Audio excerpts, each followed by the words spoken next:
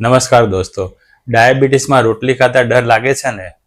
તો આજના વિડીયોમાં હું તમને એવી ટિપ્સ અને ટ્રિક્સ આપીશ. આ બધી ટ્રિક્સની અજમાઈશ કરીને તમે ડાયાબિટીસ હોવા છતાં શુગર વધારે ન આવે એવી રીતે રોટલી ખાઈ શકશો. હેલ્થ કેમ્પસ ચેનલ ઉપર હરાવો ડાયાબિટીસને અંતર્ગત આજનો વિડીયો છે અને આ વિડીયો તમને એટલી અત્યંત ઉપયોગી માહિતી આપવાનો છે તો ક્યાંય જશો નહીં, મારી પાસે જ રહેજો. હું છું દીપ્તેશ અને તમે જોવાનું શરૂ કરી દીધું છે હેલ્થ કેમ્પસ. દોસ્તો, ડાયાબિટીસમાં રોટલી ખાતી વખતે ડર લાગે એનું વેલિડ રીઝન છે, કારણ કે રોટલી ખાઈ એટલે ખરેખર શુગર વધી જાય છે. હવે આ કેમ શુગર વધે છે એ જાણવું હોય તમારે તો રોટલીનું બંધારણ તમારે જાણવું પડે. રોટલીની અંદર અડધો અડદ શુગર હોય છે. જ્યાં દોસ્તો જેને આપણે કાર્બોહાઈડ્રેટ્સ કહીએ છીએ એ અડધો અડદ હોય છે અને અડધો અડદ કાર્બોહાઈડ્રેટ્સ એટલે ચોખ્ખે ચોખ્ખું શુગર. બાકીના જે તત્વો છે એ આ શુગરને બેલેન્સ નથી કરી શકતા અને એટલે જ્યારે તમે જેવી રોટલી ખાઓ છો એટલે તરત જ તમારું શુગર સ્પાઇક આવે એ નક્કી જ હોય છે. તમને હવે પ્રશ્ન થશે કે આ તો કેવું થઈ ગયું, હવે શું કરવું? તો દોસ્તો, એનો સિમ્પલ ઉપાય છે. જે આ શુગર અડધો અડદ છે અને મુક્ત છે એને તમારે બાંધી રાખવું પડે. શુગરને જ્યારે તમે બાંધી દો ત્યારે એ તમારા બ્લડમાં જલ્દીથી ના જાય અને તમારું શુગર લેવલ ધીમે ધીમે વધે અને સ્પાઇક ન મળે. આજે આપણે એ જ જોવાનું છે કે રોટલીનું શુગર બાંધવા માટે આપણે રોટલી સાથે શું ખાવું જોઈએ, કે આપણી દિનચર્યામાં શું સામેલ કરવું જોઈએ. દોસ્તો, કોઈ પણ વસ્તુને બાંધવા માટે શું જોઈએ? દોરી જોઈએ.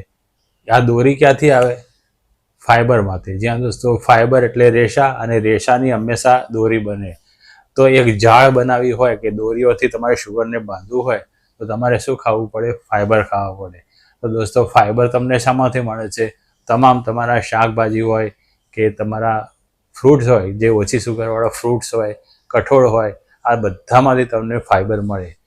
બીજું શું કરવું પડે કે આ ફાઈબરમાંથી પણ જ્યારે શુગર છૂટું પડી જાય ત્યારે પછી એક બીજી એવી વસ્તુ જોઈએ કે જેનું પાચન આ શુગરના પાચનને પાછળ ધકેલે, પાછળ શુગર જાય, એનો નંબર ન આવવા દે. તો આવી કઈ વસ્તુઓ છે? આવી વસ્તુઓ છે પ્રોટીન અને ફેટ્સ. પ્રોટીન તમને શામાંથી મળે છે? તો શાકાહારી પ્રોટીન તમને કઠોળમાંથી મળે, દહીંમાંથી મળે, દૂધમાંથી મળે, પનીરમાંથી મળે, આ બધી વસ્તુઓમાંથી મળે. વનસ્પતિજન્ય તમારે પ્રોટીન લેવું હોય તો ટોફુ એટલે કે સોયા પ્રોટીન એક ઉત્તમ ઉદાહરણ છે. જો તમે માંસાહાર ખાઈ શકતા હોય તો પછી તમારા માટે પ્રોટીનના અઢળક સ્ત્રોત હોય છે. માછલી હોય છે, ઈંડા હોય છે, ચિકન હોય છે, આ બધું પ્રોટીનનું સ્ત્રોત છે. પરંતુ માંસાહારનું પ્રોટીન તમારા શરીરમાં ખરાબ અસરો ઊભી કરી શકે છે. એટલે તમે શાકાહારી પ્રોટીન ખાઓ તો પણ રોટલીથી જે શુગર ઉત્પન્ન થતું હોય છે એને તમે રોકી શકો. બીજું આપણે ફેટની વાત કરી તો ફેટ હંમેશા હેલ્ધી ફેટ જોઈએ, એટલે કે એની અંદર એલડીએલ ન જોઈએ ને એચડીએલ વધારે જોઈએ. તો આવી ફેટ્સમાં એવા તેલ આવે છે, એવી ચરબીઓ આવે છે જે સામાન્ય ટેમ્પરેચરે પ્રવાહી રહે. અને એક આપણું ઘી અપવાદરૂપ છે. જે ઘી તમે રોટલી પર અડધી ચમચી પણ લગાવો તો એ હેલ્ધી ફેટ જેવું કામ કરે છે અને તમારા શુગર સ્પાઇકને રોકે છે. એક ચોથી વસ્તુ છે જે તમારા શુગર સ્પાઇકને રોટલી ખાવા છતાં રોકે છે. આ વસ્તુ છે હેલ્ધી બેક્ટેરિયા, જેને આપણે પ્રોબાયોટિક્સ કહીએ છીએ. આ બેક્ટેરિયાનું કામ એવું છે જે તમારા શુગરના પાચનને એકદમ ધીમું કરે છે. એની સાથે સાથે તમારી ઇન્સ્યુલિન સેન્સિટિવિટી વધારીને શુગરનું પાચન ઝડપી બનાવે છે અને આમ કરીને બ્લડમાંથી તમારું શુગર લેવલ ઝડપથી ઓછું કરી દેવાનું કામ કરે છે. એટલે રોટલી સાથે કોઈ પણ પ્રોબાયોટિક ખાવું ખૂબ અગત્યનું છે. પ્રોબાયોટિક્સનું ઉત્તમ જો કોઈ સ્ત્રોત હોય તો એ દહીં છે. જો રોટલી સાથે તમે દહીં કે છાશને સામેલ કરશો તો ચોક્કસ રીતે તમને આ પ્રોબાયોટિક્સ મળી જવાના છે. એક પાંચમી વસ્તુ અથવા તો પાંચમો ઉપાય હું તમને બતાવું કે જમ્યા પહેલાં અડધો કલાક પહેલાં તમારે સલાડ ખાઈ લેવાનું છે. સલાડની અંદર તમે સાદી વસ્તુઓ લેશો તો પણ ચાલશે, મોંઘી વસ્તુઓ ઉમેરવાની જરૂર નથી. સિઝન પ્રમાણે જે અવેલેબલ હોય, કાકડી, ગાજર, ડુંગળી, આવી બધી જે સલાડની આઇટમો છે, કુબી છે, આવી બધી આઇટમો તમે ખાઈ લેશો એક મોટો બાઉલ ભરીને તો ચોક્કસ રીતે જ્યારે તમે રોટલી ખાશો ત્યારે એનું શુગર, આ જે સલાડમાંથી તમને ફાઈબર મળ્યા હશે એ ફાઈબર એ શુગરને બાંધી દેશે અને રોટલીનું શુગર તમારા બ્લડની અંદર ઝડપથી નહીં જવા દે. છઠ્ઠી વસ્તુઓ છે નટ્સ ને સીડ્સ. નટ્સ ને સીડ્સ એટલે ડ્રાયફ્રૂટ્સ અને હેલ્ધી બીજડા જે છે, દાખલા તરીકે શક્કરટેટીના બીજ છે, તરબૂચના બીજ છે, આવા બધા જે બીજ હોય છે એની અંદર ખૂબ જ સારી માત્રામાં પ્રોટીન હોય છે, હેલ્ધી ફેટ્સ હોય છે, અને મોટાભાગના બીજડામાં omega-6 અને omega-3 આ બંને ફેટી એસિડ હોય છે. ખાસ કરીને omega-3 માટે તમારે સિયા સીડ્સ અને અળસીનો ઉપયોગ કરવો જોઈએ. અળસી અને સિયા સીડ્સમાં એક એવું બેનિફિટ તમને મળશે કે એના સોલ્યુબલ ફાઈબર હોય છે. આ સોલ્યુબલ ફાઈબર તમારા શુગરને બાંધી દેશે અને શુગર બંધી જવાથી ઝડપથી નહીં વધે. તો રોટલી સાથે અથવા રોટલીની આજુબાજુ તમારે આવા હેલ્ધી બીજડા અને ડ્રાયફ્રૂટ્સનો ઉપયોગ કરો તો રોટલીનું શુગર એ લોકો બાંધી રાખે.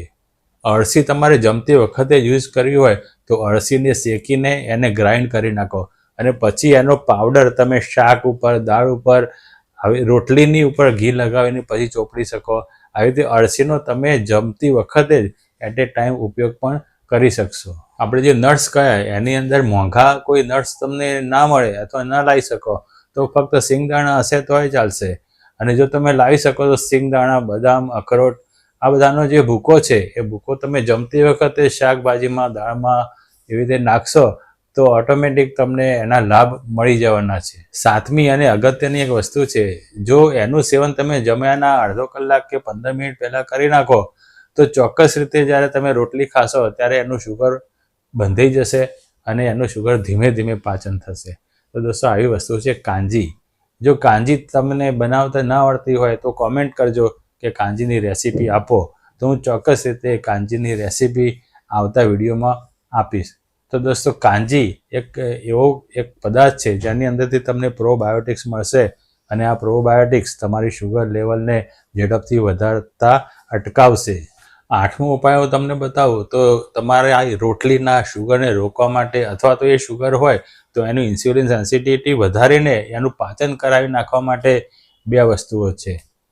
આ 2 વસ્તુઓ છે તજ અને મેથી. જ્યાં દોસ્તો તજનો પાવડર તમે રોટલીમાં નાખી શકો અથવા તજની ચા તમે સવારે મોર્નિંગમાં જ્યારે ઉઠો ત્યારે હેલ્ધી ડ્રિંક તરીકે પી શકો, અથવા તો તમે દિવસમાં 2 વાર તજ પી શકો જો તમને અનુકૂળ આવે અને તમને હાઇપોગ્લાયસેમિયા ન થતો હોય તો. એના સિવાય મેથીનો ઉપયોગ તમે વિવિધ જગ્યાએ કરી શકો છો.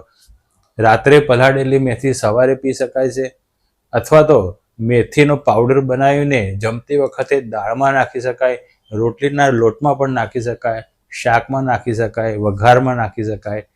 આ બધા જ ઉપાયો તમે જ્યારે રોટલી ખાશો ત્યારે એનું શુગર ના વધે એના માટે તમે અજમાવી શકો છો. હવે એક એવો જબરજસ્ત હેક તમને બતાવું છું, ઉપાય બતાવું છું જે તમે કલ્પના પણ નહીં કરી હોય કે આ પણ આટલો બધો ફાયદો કરે છે એવું તમને થશે. જ્યાં દોસ્તો જ્યારે તમે જમતી વખતે લીંબુનો ઉપયોગ કરશો તો લીંબુનો એક ગુણધર્મ છે જે આપણા પાચન તંત્રની અંદર શુગરનું શોષણ ધીમું કરી દે છે.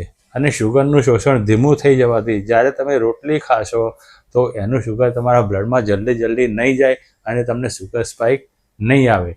લીંબુ ખાવાનો બીજો ઉપયોગ એ પણ છે કે તમારું પાચન સારું થશે, ઓવરઓલ તમારી હેલ્થ પણ સારી થશે અને લીંબુમાંથી વિટામિન સી અને એન્ટીઓક્સિડન્ટ તત્વો પણ તમને મળી જવાના છે. તમે રોટલી ખાઓ અને તોય શુગર ન વધે એનો 10મો ઉપાય બતાવું તો એ ઉપાય છે સોલ્યુબલ ફાઇબર્સ.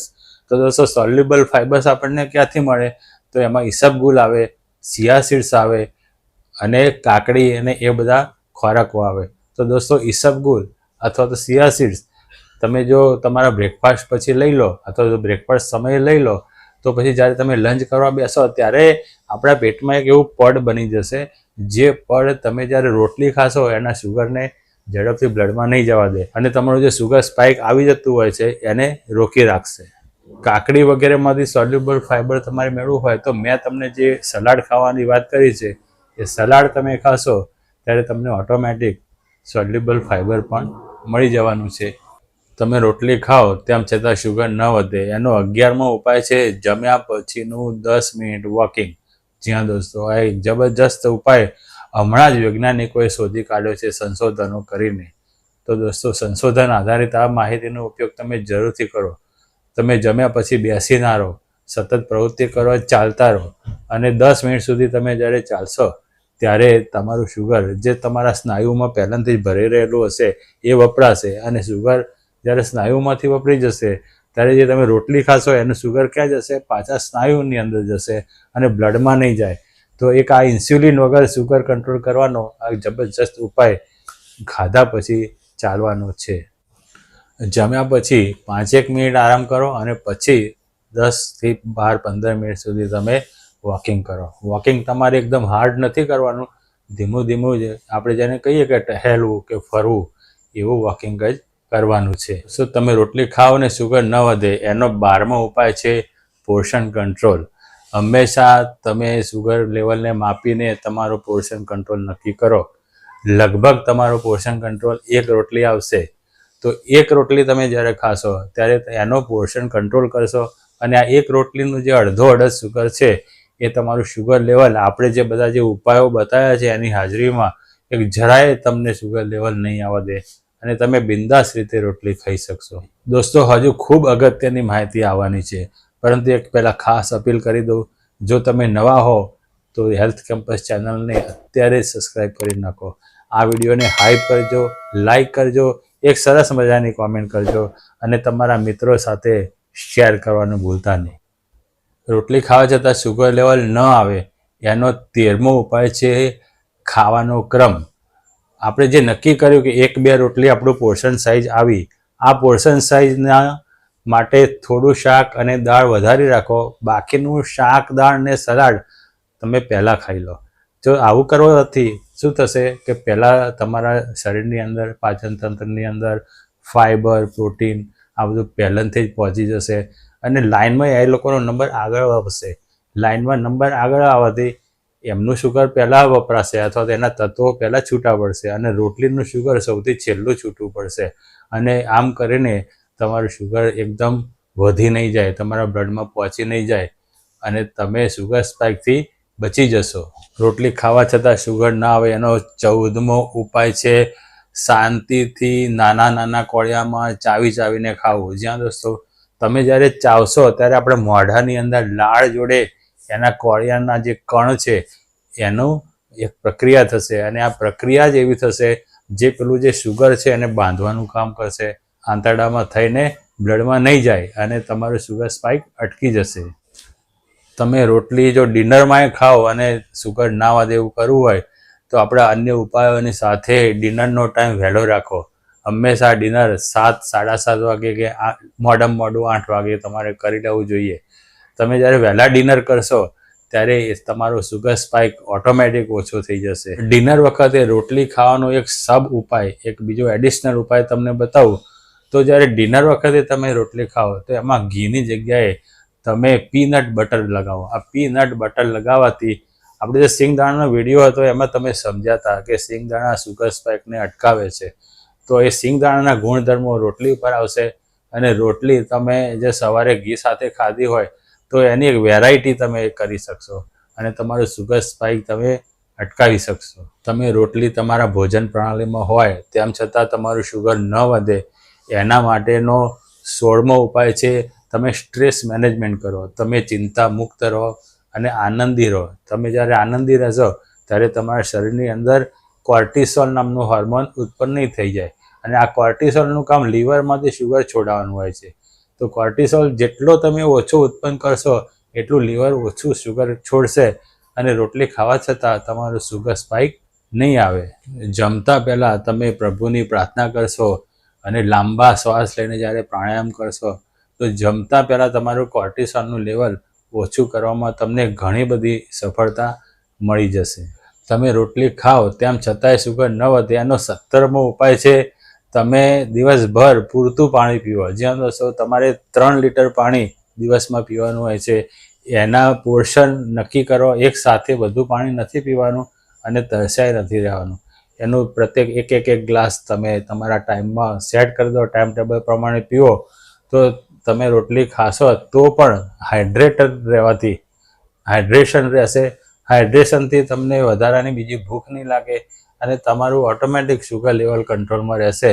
એટલે પેલી એકાદ રોટલી ખાધી હોય કે 2 રોટલી ખાધી હોય એની કોઈ ખાસ બહુ અસર તમારા શુગર લેવલ ઉપર દેખાશે જ નહીં. રોટલી ખાવા છતાં શુગર ન વધે એનો 18મો ઉપાય. દોસ્તો આ 18મો ઉપાય ભલે 18મા નંબર આવ્યો પણ સૌથી અગત્યનો છે. આ ઉપાય છે કસરતો. જ્યાં દોસ્તો જ્યારે તમે એક્સરસાઇઝ કરશો ત્યારે તમારા સ્નાયુઓમાં સંગ્રહિત શુગર વપરાશે અને એની જગ્યાએ નવું શુગર જ્યારે તમે ખાશો રોટલીનું, તો એ રોટલીનું શુગર ક્યાં જશે?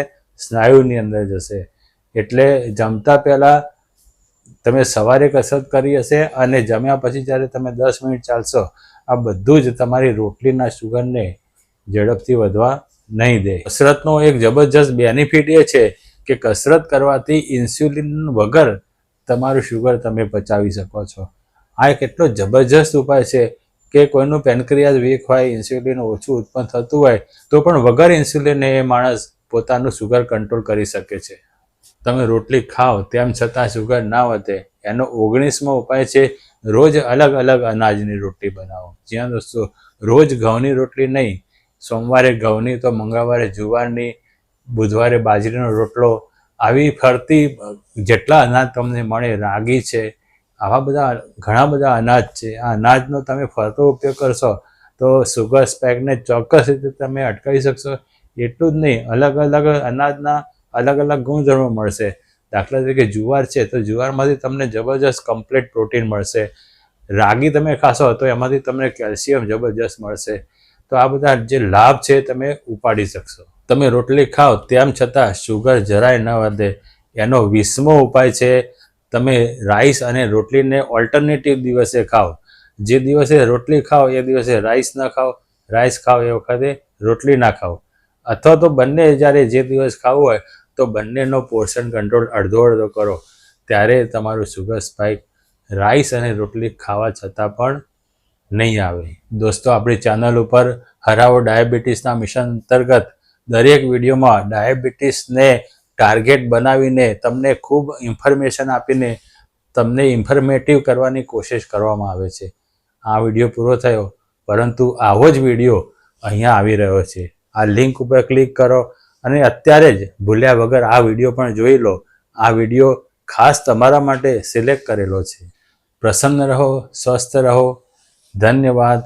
જય હિન્દ, જય જય ગરવી ગુજરાત.